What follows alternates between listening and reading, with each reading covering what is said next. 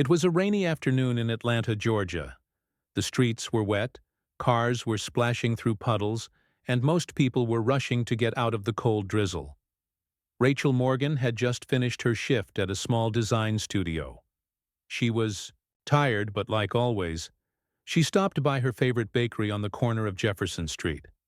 The smell of fresh bread and warm coffee was always a comfort to her, especially on days like this. Rachel wasn't rich. She was just a regular young woman in her late 20s, working hard to pay rent, save a little, and build a future with her boyfriend Alex. She didn't live in a big house or drive a fancy car, but what she did have was a warm heart, and, on this particular day, that heart would change someone's life. As she walked out of the bakery holding a paper bag with 2 pastries and a cup of coffee, she noticed a man sitting alone at the bus stop across the street. He was wearing a torn army jacket, had a long beard, and his face looked tired, like someone who hadn't had a peaceful night in a long time. His clothes were soaked from the rain. He wasn't begging. He wasn't bothering anyone. He was just there, quiet and still, as if he had accepted being invisible to the world. Rachel paused for a moment. She stood under the bakery's awning, watching him. People passed him without looking. Some turned their heads away. One man walked quickly, past, muttering something rude under his breath. Rachel's heart sank. She didn't know who this man was or what his story might be, but something inside her said she couldn't just walk away. She looked at the coffee and pastries in her hand, then back at the man. Without overthinking it, she crossed the street. She got closer. The man looked up. His eyes were tired, but they were alert. She smiled gently and said, "Hi, I noticed you're out here in the rain. Would you like something warm to eat?" The man hesitated. He didn't reach out right away. He seemed unsure, maybe even embarrassed. "I'm not asking for anything," he said softly, his voice deep and a little shaky. "But, thank you." Rachel offered him the paper bag and coffee. "Please, it's just extra. I thought maybe you could use it more than me." This time, he accepted. "Thank you, ma'am. That's kind of you." Rachel sat on the bench next to him, careful not to make him uncomfortable.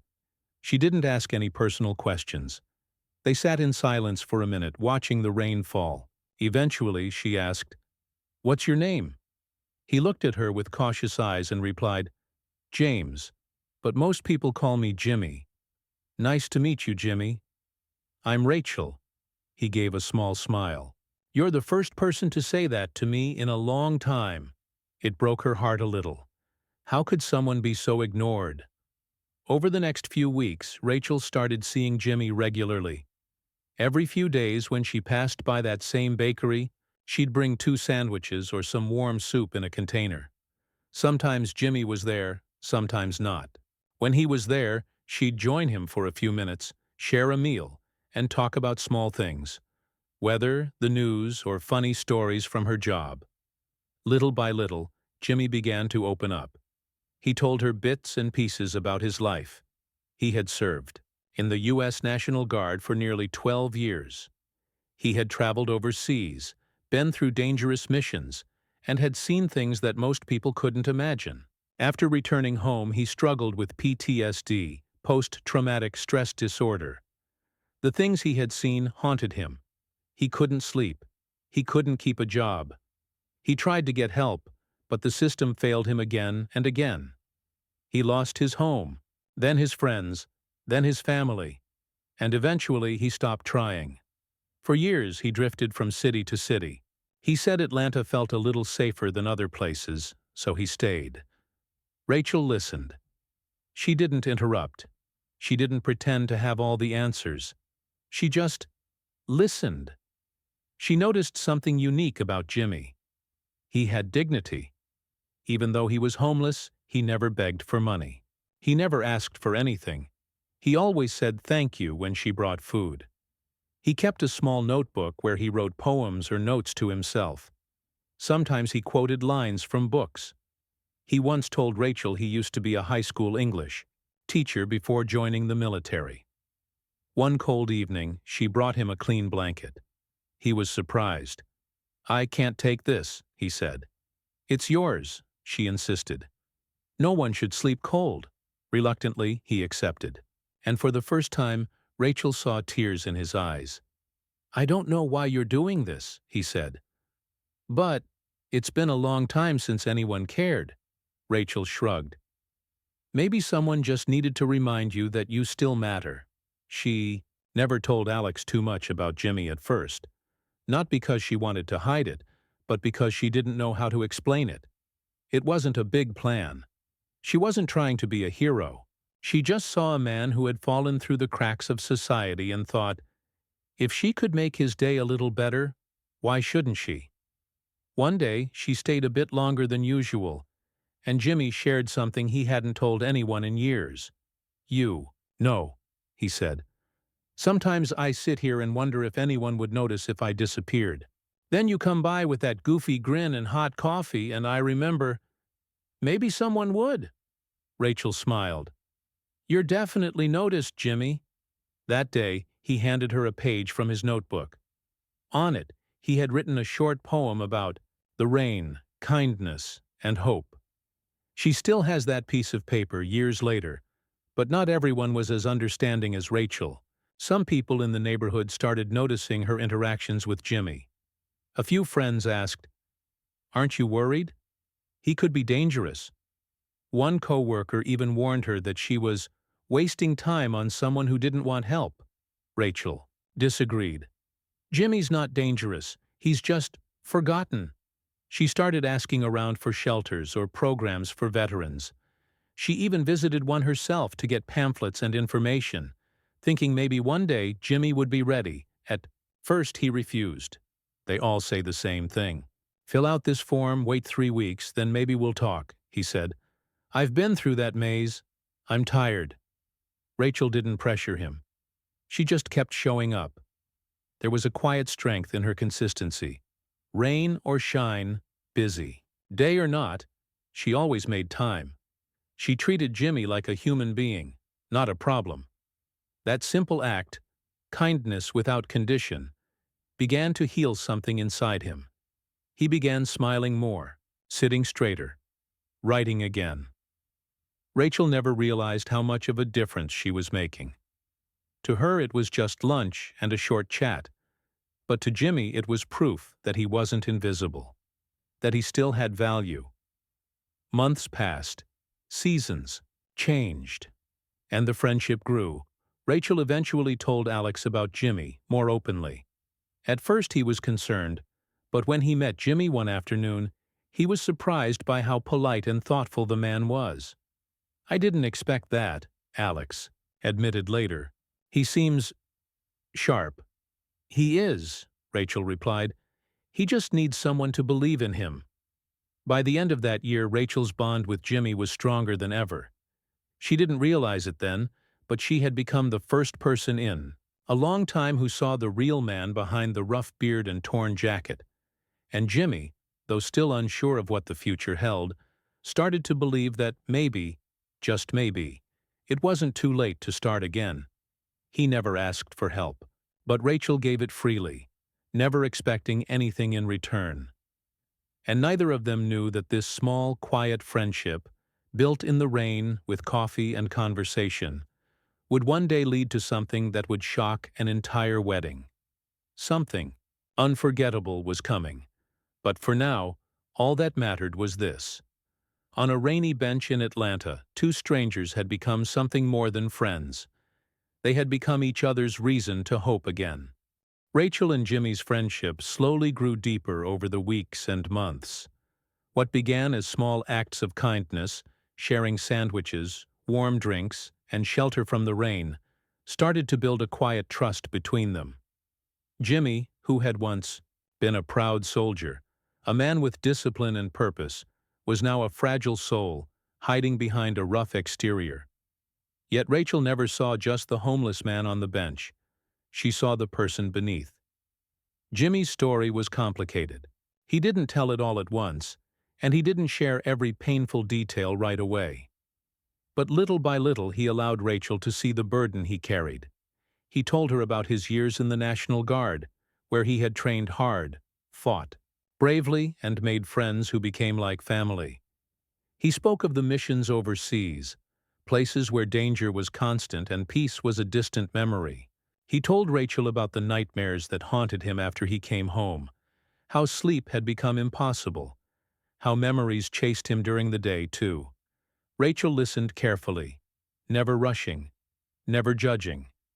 She understood that healing could not be forced. Jimmy was haunted by invisible wounds, wounds that many people didn't understand. His PTSD made him afraid of crowded places, loud noises, even strangers. That was part of why he lived on the streets. He felt safer alone. Rachel wanted to help, but she also knew the importance of respect and patience. She gently offered to connect him with programs for veterans, shelters that provided not only a roof but counseling and medical care. But Jimmy was wary. He had tried those programs before, and many had failed him. The forms, the waiting lists, the rules, they all made him feel lost and frustrated. Every time he tried to get help, he felt like just a number, not a person. He told Rachel how once, after filling out endless paperwork, he had waited months only to be told he wasn't eligible for the help he needed. After that, he gave up. "I'm tired of being passed around," he said one afternoon, sitting beneath the old oak tree where Rachel often met him. "The system doesn't want people like me. It wants success stories. I'm not one of those." Rachel didn't argue. Instead, she promised she would keep looking, and that she would stay by his side no matter what. She didn't just want to give him food or blankets. She wanted to help him rebuild his life, one small step at a time. She spent evenings researching local veteran support groups, charities, and outreach programs. She spoke to social workers, even made phone calls to agencies she barely understood. Sometimes, when she felt overwhelmed, she wondered if it was too much for one person to handle. But whenever she saw Jimmy's tired eyes or heard the quiet gratitude in his voice, she felt renewed.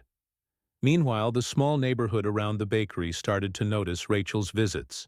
Some neighbors were curious, others whispered among themselves.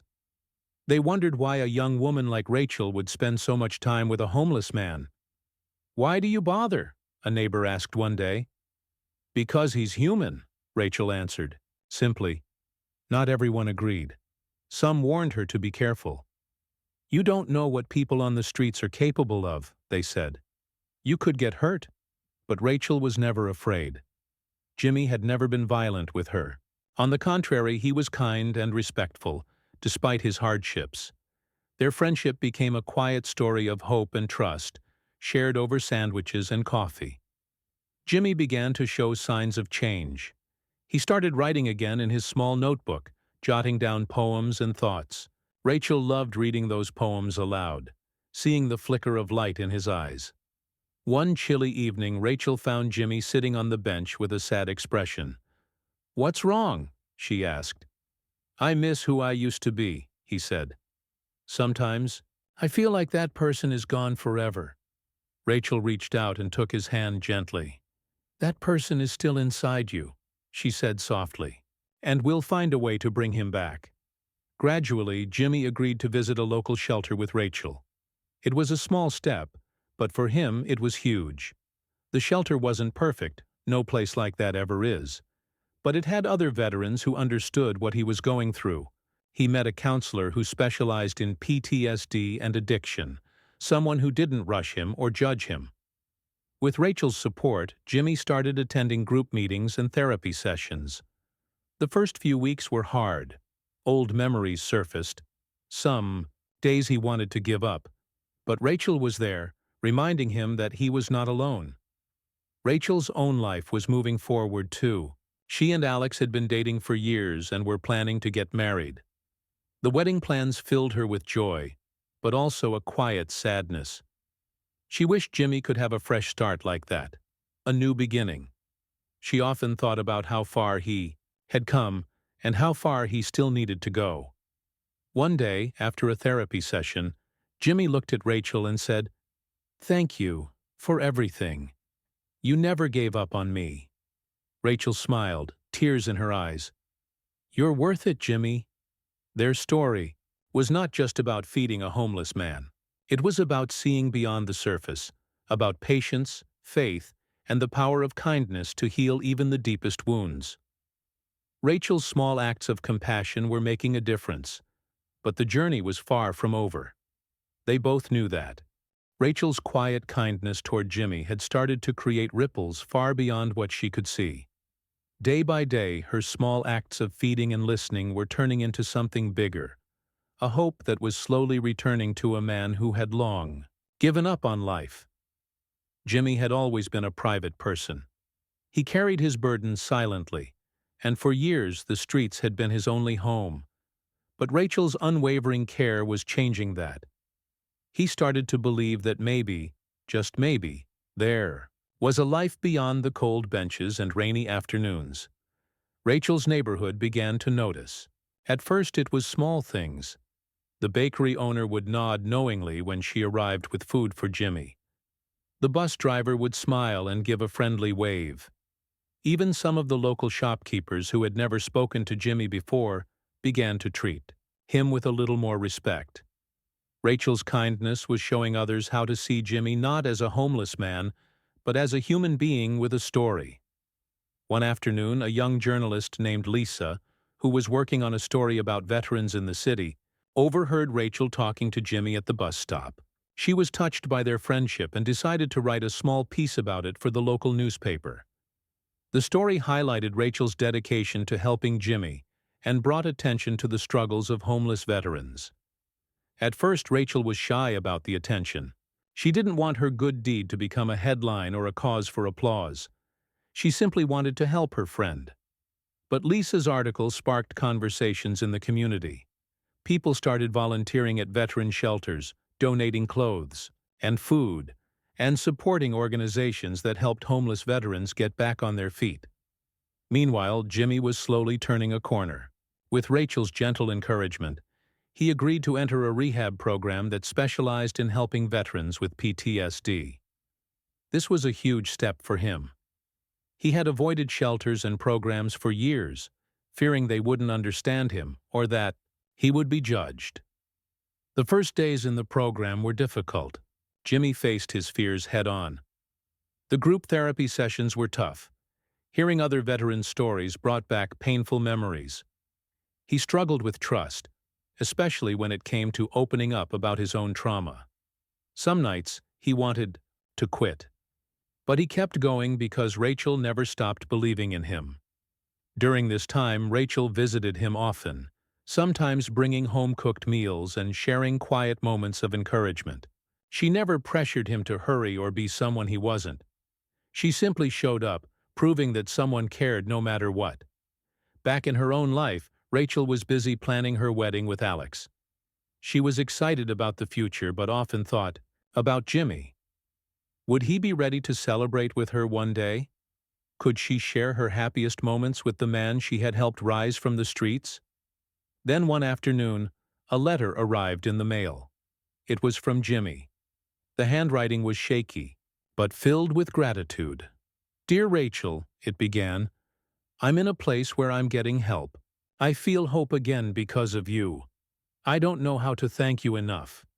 Rachel read the letter over and over, tears streaming down her face. It was a reminder that her kindness had made a real difference. As weeks passed, Jimmy's health improved. He moved into transitional housing, a safe place where he could learn new skills and rebuild his life. He started volunteering at a veterans center, helping others who were struggling like he once had. Rachel's friends and family began to hear about Jimmy's progress, and they were amazed. The man who once sat alone and ignored by the world was now slowly becoming a beacon of hope. Through it all, Rachel remained humble. She never wanted praise or recognition.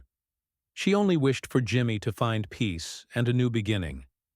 Their story was far from over, but it was a powerful reminder that sometimes the smallest acts of kindness can change lives forever. Rachel and Jimmy's story continued to unfold like a slow, beautiful dance of hope and healing.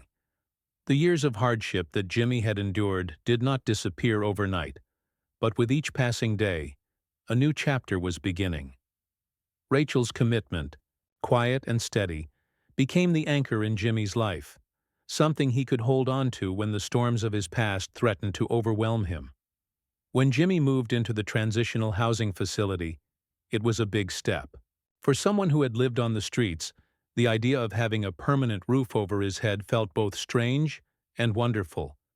The place was simple, a small room with basic furniture, but it was a sanctuary compared to the cold sidewalks and bus stops he had known for so long.